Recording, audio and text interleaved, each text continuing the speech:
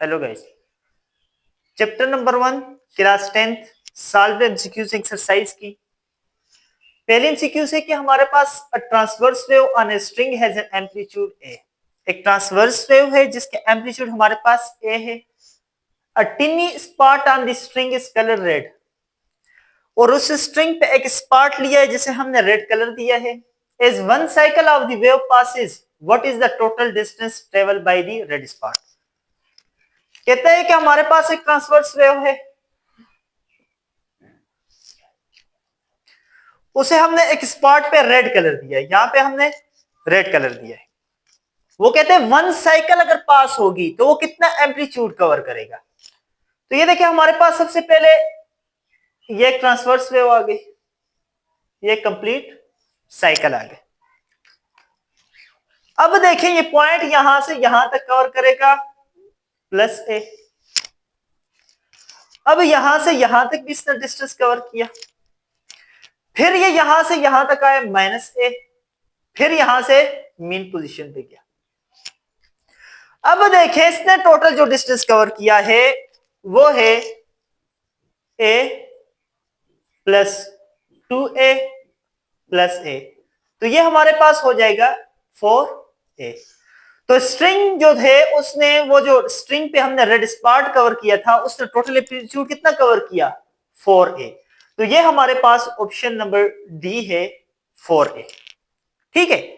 Second MCQ हमारे पास है कि which of the following does not affect the period of mass spring system.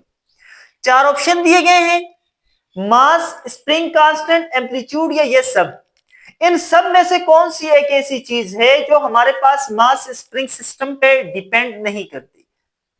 तो टाइम पीरियड हमारे पास होता है मास स्प्रिंग सिस्टम का 2 pi under root M by के।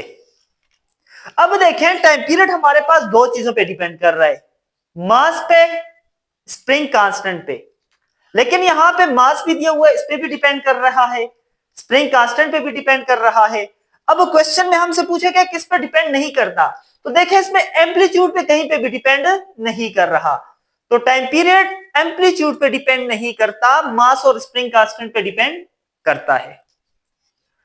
थर्ड वन एमसीक्यूज है कि an object of mass M, एक object है जिसका मास एम है, oscillate on the end of a spring, किसी भी स्प्रिंग के एंड पे वो क्या हो रही है, मूव कर रही है। ठीक है, ओसिलेट करे। To double the period replace object with one of the mass, कहता है कि हमारे पास मास को कितना हम चेंज करें कि टाइम पीरियड हमारे पास डबल हो जाए। तो हमें पता है T is equal to 2 pi under root M by K. अब यहां पे time period directly proportional to mass है। अब मास को कितना चेंज करें, देखिए अगर 2 मास यहां पे से 2 कर दें तो ये हमारे पास 4 टाइम तो बिल्कुल नहीं होता, 2 टाइम तो बिल्कुल नहीं होता। m बाई 2 कर लें फिर भी इसके रूट को खत्म करने के लिए स्केल लिया जाएगा, ये नहीं हो सकता। 4m के साथ रिप्लेस करते हैं, देखते हैं m बाई 4 के साथ भी नहीं हो सकता, 4m के साथ करते हैं। अब ये 4m कर दिया तो ये हमारे पास हो जाएगा 2 पाई, ये इसके रूट से बाहर आ जाएगा 2। अब देखें इस 2 को बाहर ले आए, अंदर आ जाएगा 2 pi under root M by K. अब देखिए ये 2 टाइम ऑफ टाइम पीरियड है। 2 टाइम ऑफ टाइम पीरियड कब हुआ, जब हमने मास को 4 टाइम चेंज किया। तो हमारे पास जो 4 मास है, C option is the correct. जब मास को हम 4 टाइम कर लेंगे टाइम पीरियड ऑटोमेटिकली हमारे पास क्या हो जाएगा, डबल्ड हो जाएगा। ठीक है। अब एमसीक्यूज नंबर 4 है हमारे पास कि a car mounted on a shock absorber like mass on a spring, कहता है if we ignore damping, अगर damping को हम इग्नोर करें, how will the frequency of oscillation changes if passenger added to the car। कहता है कि हमारे पास एक कार है जिसमें डैम्पिंग को रिमूव किया जाए और पैसेंजर्स को या लोड को, हैवी लोड को हम ऐड करते हैं तो उसकी फ्रीक्वेंसी के ऊपर क्या इफेक्ट होगा। तो हमें पता है कि फ्रीक्वेंसी हमारे पास होती है 1/2 पाई, 1/2 पाई अंडर रूट हमारे पास होती है k बाय एम। अब देखें हमारे पास फ्रीक्वेंसी और कांस्टेंट का तो डायरेक्ट रिलेशन है, और फ्रीक्वेंसी और मास का यहां पे क्या रिलेशन है, इनवर्स। अगर हम मास को इंक्रीज कर रहे हैं तो हमारे पास फ्रीक्वेंसी क्या हो जाएगी, डिक्रीज हो जाएगी।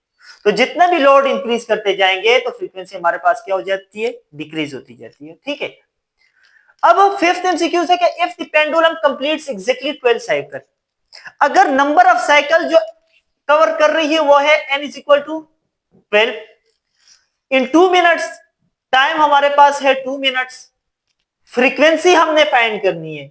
यहां टाइम को चेंज कर दे सेकंड में तो ये हमारे पास 2 multiply by 60 is equal to 120 second.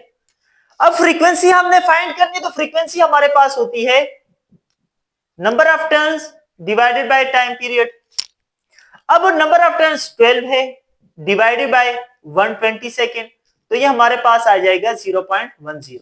तो ये A option is the correct option. ठीक है, अब 6 नंबर एमसीक्यूज हमारे पास है कि a certain pendulum has an iron Bob, कहता है कि हमारे पास एक पेंडुलम है जिसके आयरन और बॉब अटैच है, अगर उसे हम रिप्लेस करते हैं लेड बॉब के साथ, साइज सेम है, तो उसके टाइम पीरियड पे क्या इफेक्ट होगा। तो हमें पता है कि टाइम पीरियड हमारे पास किसका, हमारे पास होता है 2 pi under root L over G. अब देखें यहां पे मास पे टाइम पीरियड कहीं पे डिपेंड कर रहा है, नहीं कर रहा।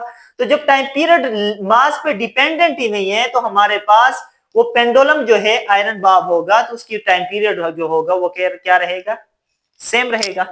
ठीक है, अब वेव ट्रांसपोर्ट, कहते हैं कि वेव क्या ट्रांसपोर्ट करती है, एनर्जी, मैटर को साथ लेके नहीं करती, मैटर को ट्रांसफर करती है एनर्जी को नहीं करती, या एनर्जी और मैटर दोनों को ट्रांसफर करती है, या हवा को ट्रांसफर करती है।